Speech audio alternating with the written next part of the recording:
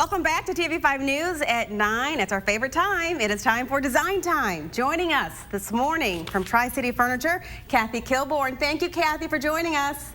Thank you.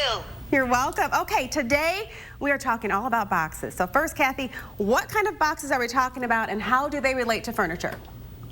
Well, you know how it is at Christmas when you have all sorts of shaped boxes, and it's so much fun to just anticipate what's inside that box.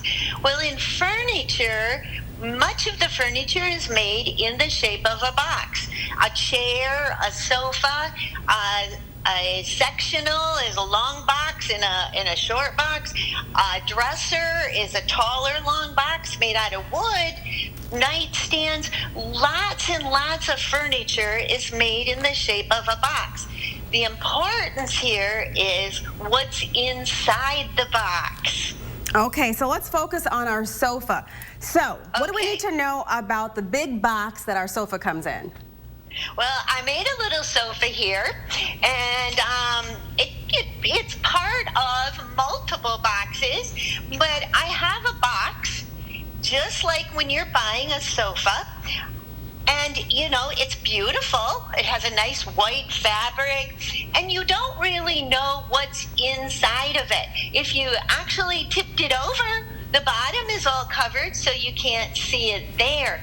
What's key is what's inside the box. And so I brought a few things here to show you some of the variables that are put inside that box.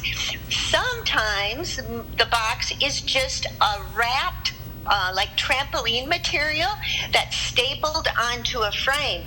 Many sofas today are done with steel, and the most common one is what they call sag-free. So it's a spring like this, and it sits front to back. Now, this is pretty heavy duty. I can hardly get that to open, but recognize they also have these. And look how easy I can move that. So when I sit on one of these springs, they may start out a little bit firm, but then they drop in to the point where they don't actually come up. So the support is just not as good as what it was maybe when it was brand new. And then the other type of spring, if you can see it, is a coil spring. Those are the round coils that are like in mattresses, and those are the heavy duty ones that we always had. But when furniture was started to be imported, these were harder to transfer across the water.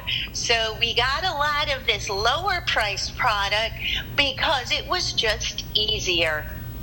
Okay, so Kathy, from your model, your diagram there, you have actually several boxes with a large box. Yes. So let's talk about the smaller boxes. Now, are they just as important as the larger boxes?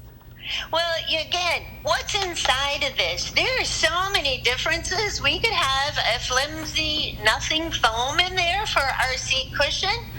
We could have something thicker and much denser, so when I sit on it, it actually is going to hold me up.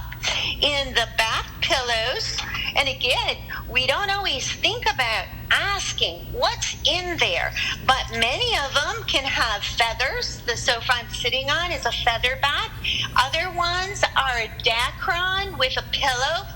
And so again, according to the quality of this piece, those variables will help for longevity, or it might squish out and just look bad in a really short time. Okay, so the big question is, how do we know if we have the best box, Kathy? Well, the best thing to know is what kind of warranty is the manufacturer giving.